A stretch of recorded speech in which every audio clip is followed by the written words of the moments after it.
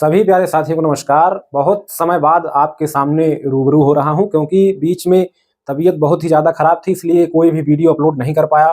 ठीक है, तो अब जो है आ गया हूं अपने रूम पर इलाहाबाद में, तो पुनः जो है आपको जानकारी हमारे चैनल से मिलती रहेगी।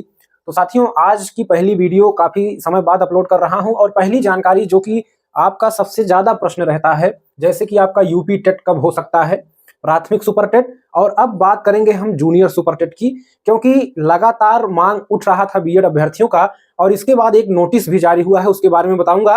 तो यहाँ से क्लियर हो जाता है कि जूनियर में भी सुपर टेट 100%, यानी कि अब जूनियर भर्ती भी उत्तर प्रदेश में अब आपको देखने को पूरा चांस है मिल सकता है। ठीक है, इसके बाद टीजीटी पीजीटी परीक्षा की तारीखें अभी जो है चर्चा में थी, उसके बारे में, और नई टीजीटी पीजीटी भर्ती के बारे में, और सीटेट और बीपीएससी टीआरई 4.0 के बारे में, इन सभी मुद्दों पर थोड़ी बहुत चर्चा हम करने वाले हैं। तो उम्मीद है साथियों वीडियो आपको पसंद आएगा और एक सटीक और सही जानकारी आपको हमारे चैनल के माध्यम से देने की कोशिश की जाती है, ये आपको पता होगा। ठीक है, तो साथियों चलिए वीडियो को लाइक कर दीजिए और चैनल पर जो साथी पहली बार जुड़ रहे हैं सब्सक्राइब कर लीजिए, क्योंकि यहाँ पर आपको ऐसी ही बेहतरीन ऑथेंटिक जानकारी मिलती रहती है।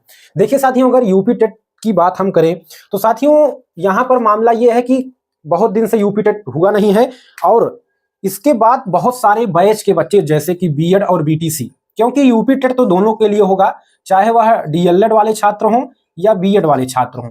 ठीक है, तो क्योंकि यहाँ पर पेपर 1 और पेपर 1 और 2 दोनों बीटीसी वाले देंगे और पेपर 2 बीएड वालों के लिए, तो दोनों यूपी टेट एक ही साथ होता है, पेपर दोनों यूपी टेट का। तो यूपी टेट काफी समय हो चुका है और कई बैच के बच्चे जो बीएड कर रहे थे और बीटीसी आ चुके हैं और अभी एक भी बार ना तो यूपी टेट देने को पाए हैं, यूपी टेट देने को नहीं पाए।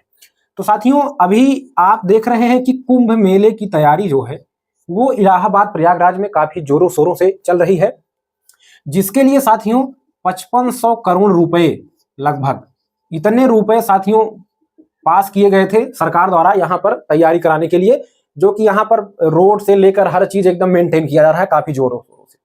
और कुंभ मेला आपको पता है कि आपको जल्द ही अब देखने को मिलेगा इधर। तो अब मान के चलिए कि इधर जो है इलाहाबाद में काफी व्यस्तता और सरकार भी व्यस्त रहेगी, बहुत सारे अधिकारी यहाँ पर नियुक्त किए जा रहे हैं सरकार द्वारा।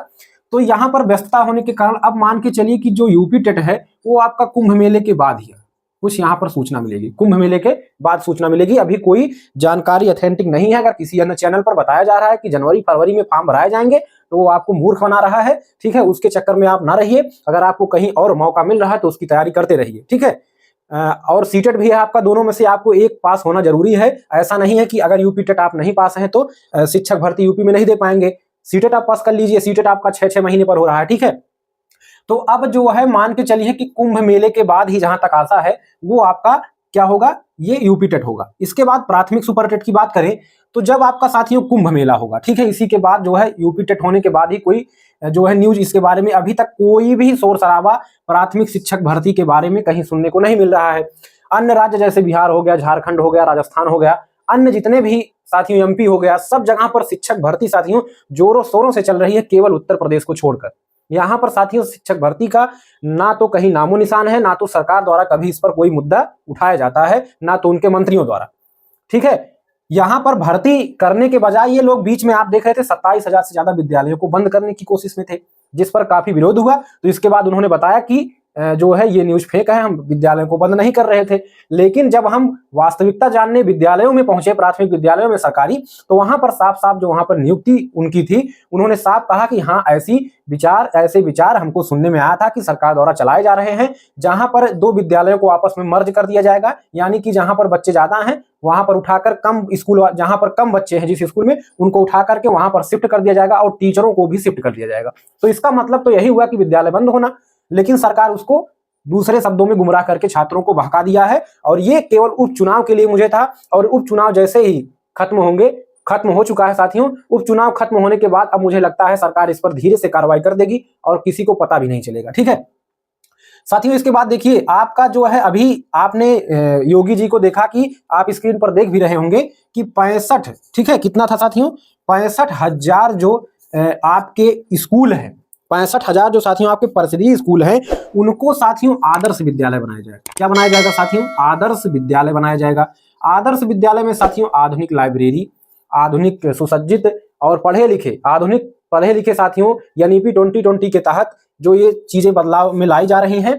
और साथियों यहाँ पर आपको पढ़े लिखे टीचर्स उपलब्ध होंगे, लाइब्रेरी होगी साथियों, साथ में आपको अलमारी होगी, ठीक है, स्मार्ट क्लास होंगे, ठीक है। यहाँ पर ये योगी जी द्वारा दावा किया जा रहा है आदर्श विद्यालय में। और साथियों एक बात और आप जानिए कि अभी साथियों इसके पहले उपचुनाव के पहले आपने देखा होगा कि केंद्र सरकार की तरफ से एक सरकारी आंकड़ा जारी किया गया जिसमें साफ साफ लिखा था उत्तर प्रदेश वाले सेक्शन में कि 1,42,000 पद, 1,42,000 पद आपके यूपी में खाली है, यूपी में खाली है। और अगर आप आदर्श विद्यालय बना रहे हैं तो वहां पर हर क्लास के लिए टीचर उपलब्ध होना चाहिए, ना कि जैसे कि आप समझिएगा, जैसे यहाँ पर मान लीजिए कि इस समय जो विद्यालय चल रहे हैं वहां पर 1 से तो 5 तक कक्षाएं हैं, लेकिन अगर 30 बच्चा है तो वहां पर आप 1-2 टीचर केवल नियुक्त कर रहे हैं। ऐसा आदर्श विद्यालय में नहीं चलेगा। यहाँ तो आपको हर क्लास के लिए टीचर चाहिए, साथ में आपका जो है एक प्रिंसिपल भी चाहिए। तो यहाँ से साफ हो जाता है कि कम से कम अगर प्राथमिक विद्यालय है 1 से 5 तक, तो आप मान के चलिए कि वहां पर कम से कम 6 लोगों की नियुक्ति होनी चाहिए, ठीक है। तो इस हिसाब से अगर आप इन सब आंकड़ों को देखें तो एक बड़ी संख्या में पद जो है खाली हैं आपके उत्तर प्रदेश में प्राथमिक शिक्षक भर्ती के।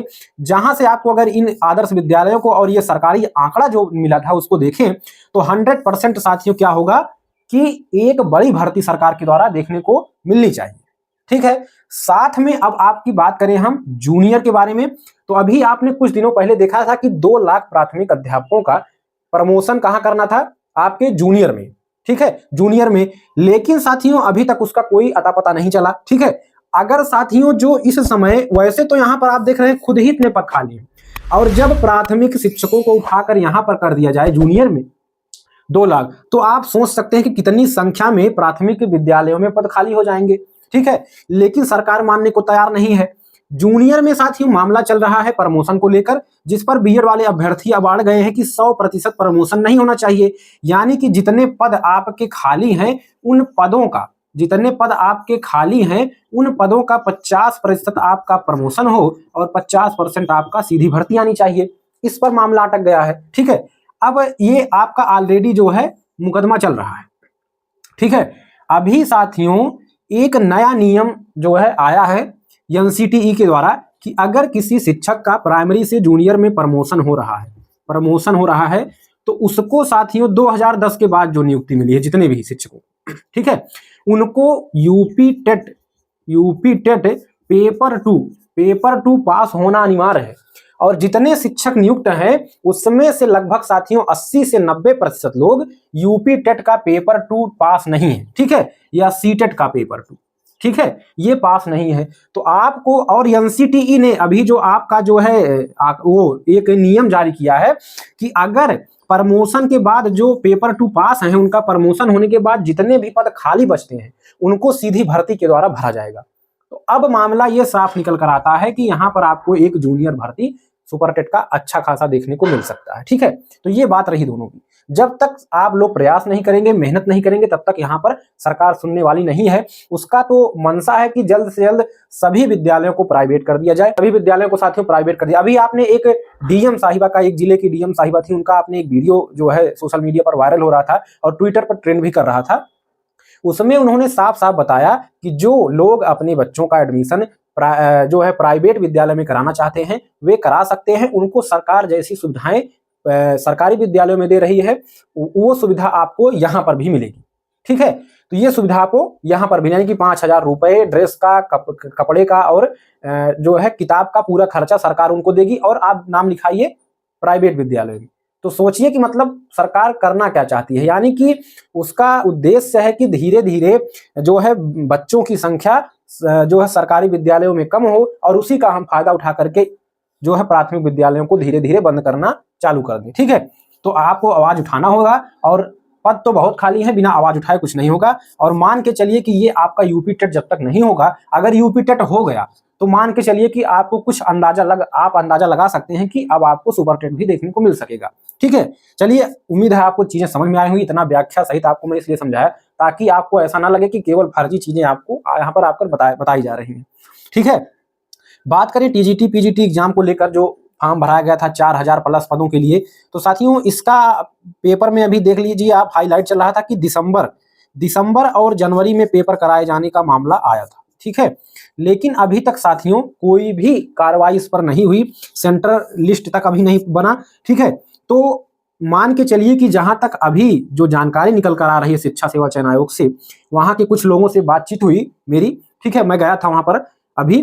तो वहां पर बातचीत से पता चला कि अगर जल्द ही सेंटर लिस्ट तैयार हो जाते हैं तो पेपर आपकी जनवरी के शुरुआत में करा ली जाएगी, अन्यथा कुंभ मेले के बाद कराई जाएगी, कुंभ मेले के बाद कराई जाएगी, ठीक है।